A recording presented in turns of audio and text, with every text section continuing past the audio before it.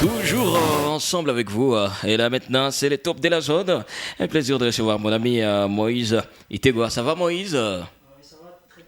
Je t'écoute pas, ça va? Oui, ça va très bien. Ah, très bien. Alors, aujourd'hui, on parle de quoi déjà Moïse?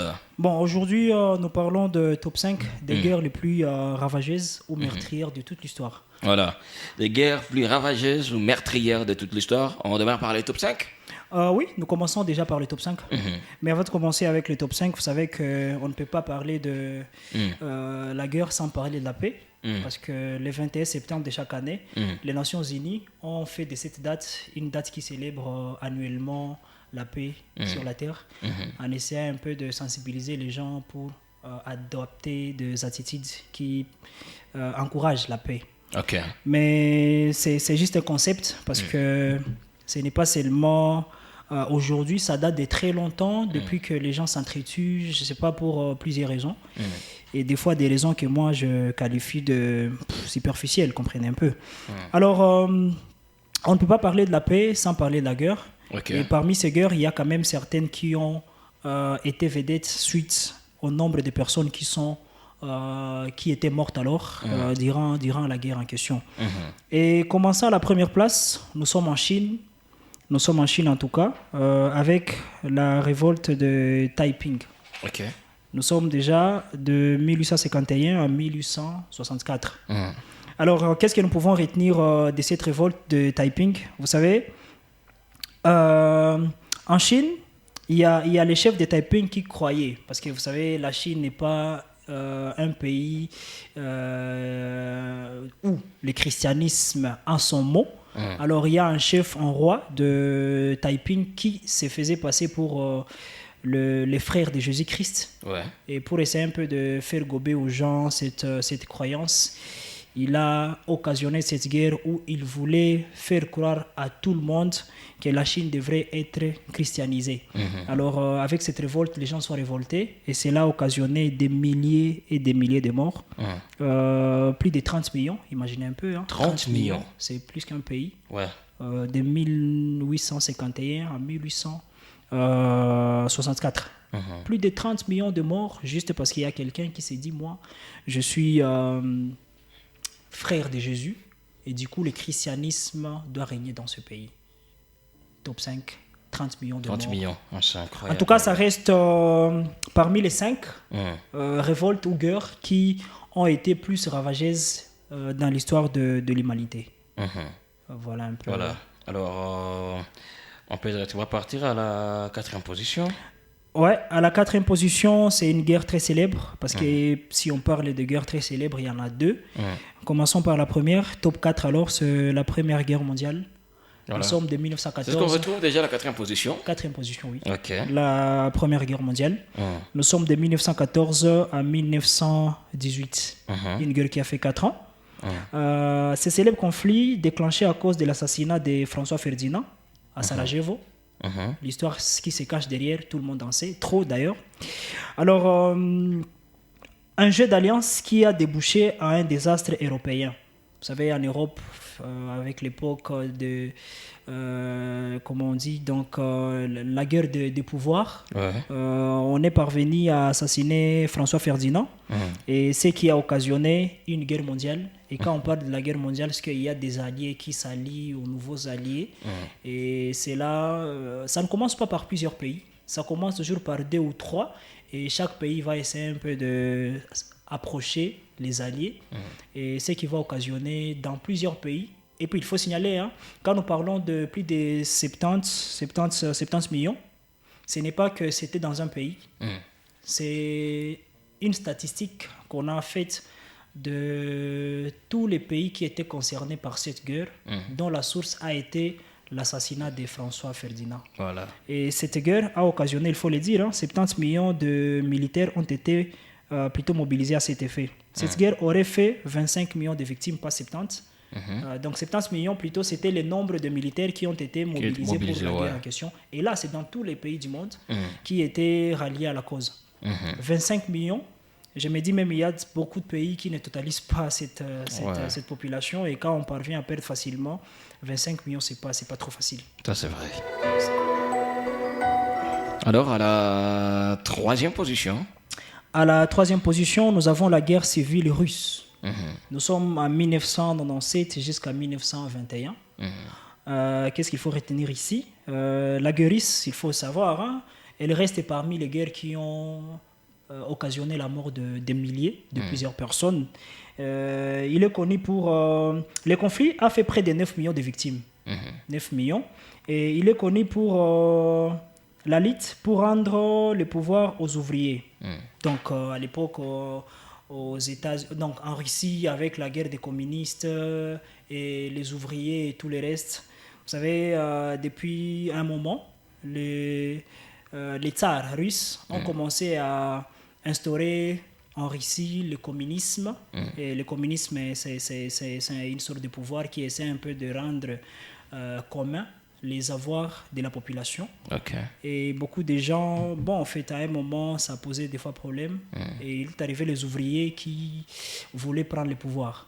Et en voulant prendre le pouvoir, cette lutte tenue par les bolcheviks a occasionné aussi, cette guerre a connu plus de 9 millions de victimes. Et elle a commencé à Saint-Pétersbourg pour se propager dans le reste du pays par la suite. La guerre a occasionné, comme je l'ai dit tantôt, plus de 9 millions de victimes parce que juste il y a des gens qui ne voulaient pas continuer à traiter comme c'était avant. Et pour essayer un peu se libérer, bon, qu'est-ce qu'il faut? Prendre les armes, des fois avec ce qu'on appelle la guérilla, et essayer un peu de prendre tout ce qu'il y a comme armes blanches pour se défendre. Et comme les Russes n'ont jamais été pitoyables quand il s'agit de défendre leur cause, bon, il fallait essayer un peu de s'entretuer entre eux. Ça reste en tout cas une guerre qui a... 9 millions, c'est trop en vrai aussi. Imaginez un peu 9 millions. À Goma, je me dis, imagine un peu toute la population de Goma mourir, plus de 7 ou 5 millions de plus. C'est quelque chose. Hein? C'est quelque chose. En fait, le problème, c'est que si les gens ne se rendent peut-être pas compte de ces effets, c'est parce que ce sont des morts qui se propagent au fil d'années. Donc, quand on dit aujourd'hui il y a 50, demain il y a 200, bon, tu penses que c'est trop facile, mais quand on essaie un peu de mettre ensemble, on se rend compte qu'il y a beaucoup de gens qui ont perdu la vie à cause de ça. Voilà. Alors, on peut déjà passer à la place suivante. À la place suivante, c'est top 2. Top 2, nous avons la Deuxième Guerre mondiale. Deuxième Guerre mondiale, nous sommes de 1939 à 1945. Cette guerre a été beaucoup plus médiatisée. D'ailleurs, récemment, je suis revenu en disant que un président américain qui a permis à ce que quelques pilotes de guerre puissent aller bombarder la ville de Hiroshima et Nagasaki. C'est avec la même guerre. Nous sommes au Japon. Une expédition qui a mis fin à cette guerre. L'une des guerres les plus meurtrières de l'humanité. Alors, qu'est-ce qu'il faut retenir de cette guerre? Donc, quand nous parlons de nombres élevés de morts, en tout cas, c'est la Deuxième Guerre mondiale qu'il faut mettre à la première position. Pas seulement sur les gens qui sont morts, mais également les désastres que cela a occasionné, la peur, la terreur, et sans tenir compte de tous les maux, hein? La famine et tout le reste. Parce qu'il y a même des gens qui n'étaient pas morts à cause de fusils, mais la mort, plutôt les maladies, il y a également la famine causée toujours par la même guerre qui a fait défaut. Alors, cette guerre a vu la participation de toutes les grandes puissances du monde. Et quand nous parlons des grandes puissances du monde, nous voyons d'abord les 5, la France, la Russie, la Chine, l'Angleterre et les États-Unis d'Amérique. Toutes ces nations étaient concernées. Et d'ailleurs, il faut savoir, la RDC s'est retrouvée impliquée dans cette guerre, d'une manière ou d'une autre, à l'époque. Donc, et puis, ce conflit européen, qui s'étend à l'échelle mondiale, a fait des ravages. Il aurait fait l'état d'entre 40 et 70 millions de victimes, de morts civiles. Ça, c'est ça compter les militaires. Ici, nous sommes d'abord sur les victimes. Et nombreux sont des juifs. Parce que vous savez qu'il y a le dictateur allemand Adolf Hitler qui en voulait trop aux juifs. Il voulait exterminer cette race pour des raisons en tout cas qui restent un peu pour moi superficielles et farfelues. Mais On voulait en tout cas exterminer toutes ces races.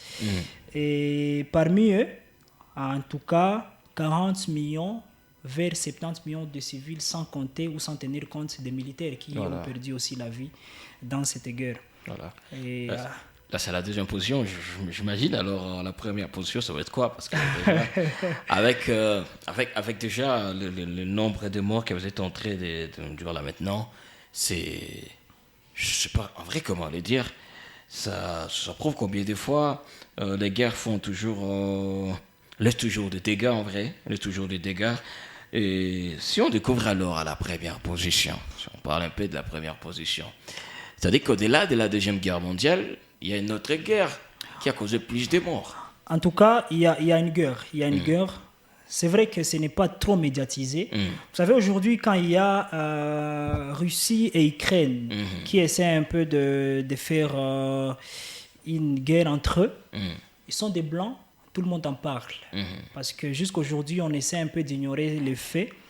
Mais nous vivons toujours dans cette période où la race noire essaie un peu d'être mise à l'écart. Parce que si Calvin est noir et qu'il fait autant d'efforts, si c'était un blanc qui fait la même chose, il serait très connu. Mais vous, pour être à cette place, il faut faire le triple ou le quadruple de ce que l'autre de la race blanche aurait fait. Nous voyons souvent avec le football où quand il s'agit d'un joueur européen blanc, c'est tous les médias européens qui en parlent. Mais quand Eto'o a fait ce qu'il avait fait aujourd'hui, il n'est même pas compté parmi les 30 meilleurs joueurs de l'histoire de l'humanité. Pourtant, il a remporté des Champions League.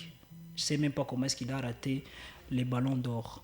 Bon, en fait, je ne suis pas dans cette guerre des races, mais je ne vais pas vous décevoir, mais il faut savoir que la guerre qui est considérée comme l'une des plus ravageuses est en Afrique. Et vous savez c'est où? Nous sommes ici chez nous. Différemment de la guerre mondiale, la deuxième, c'est que ici en RDC, tous les morts sont d'ici. Pendant qu'en Europe, la deuxième guerre mondiale, on essaie un peu de recenser tous les morts de toutes les nations du monde entier. C'est pourquoi, vous allez voir, vous serez déçus, hein, le nombre de morts jusque-là enregistrés n'est pas supérieur par rapport à la deuxième guerre mondiale. Mais pourquoi on la met à la première position? C'est parce que ça se trouve, tous les morts sont d'ici chez nous, en RDC. Voilà. Alors, il faut dire, la première place, donc j'ai tourné, c'est la deuxième guerre du Congo. La deuxième guerre du Congo, cette guerre qu'on appelle encore la Grande Guerre africaine, la Grande Guerre africaine, ou encore la Première Guerre mondiale africaine. Voilà. Parce que c'est une guerre qui n'oppose pas deux pays. C'est une guerre qui oppose plusieurs pays, mais qui se passe dans un seul. Donc nous sommes dans un carrefour où tous les pays conflictuels essaient un peu de pouvoir s'exterminer, s'il faut le dire.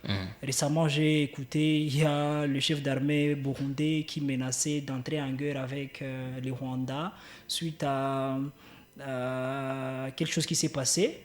On soupçonnait les Burundais d'être derrière le FARDC.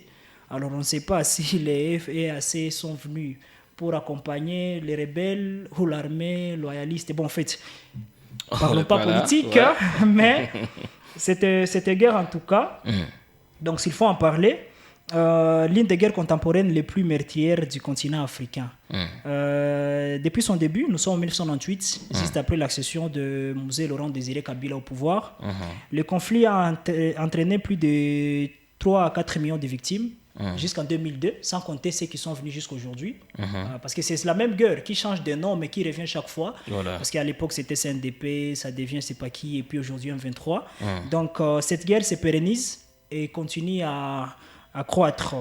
Alors, outre la République démocratique du Congo, 6 autres pays africains ont été impliqués dans cette guerre, à savoir le Zimbabwe, l'Angola, la Namibie plutôt, qui étaient contre le Rwanda, l'Ouganda et le Burundi. Donc on dirait, mais vous voyez, entre la Zambie et Rwanda, sont des pays qui ne sont pas limitrophes.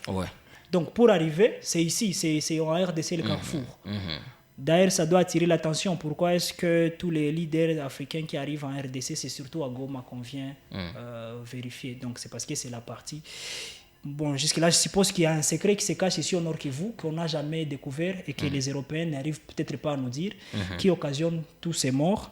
Donc, comme je l'ai dit, de 3 à 5 millions de morts, sans compter ceux qui sont morts de 2002 en 2023. Voilà. Ça, c'est d'abord de 1998 en 2002. Alors, il faut 3 millions, vous avez dit combien? 3 millions. Incroyable. 3 millions. Et ces 3 millions, c'est juste ici chez nous. Ici chez nous, c'est peut-être récemment qu'on ne parle plus trop de morts, mais il y a une année, on a enregistré plus de 50 morts à Beni chaque jour. Ouais.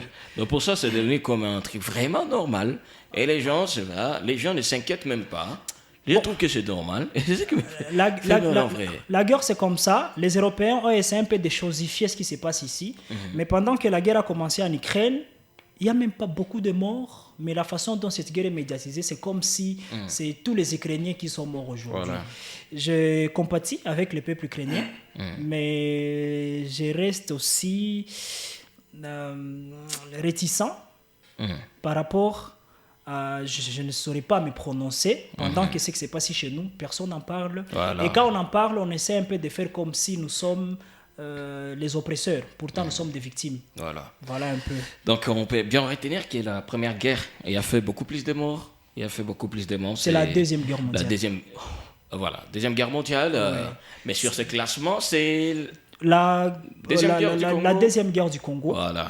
La deuxième guerre du Congo reste jusque-là la plus ravageuse parce que c'est passé juste dans un seul pays. Dans un seul pays. On n'avait pas fait la compilation de tous les morts et tout. De tous les morts d'un peu partout. Et c'est pas seulement dans le même pays, mais d'une seule entité. Voilà. L'Est de la RDC. Tous les gens qui sont morts, si on essaie un peu de voir bien, d'essayer un peu de marier, on se rendra compte que s'ils ne sont pas de la même ethnie, leurs ethnies peuvent au moins... avoir des rapprochements. Voilà un peu. Sinon, merci encore une fois, Moïse.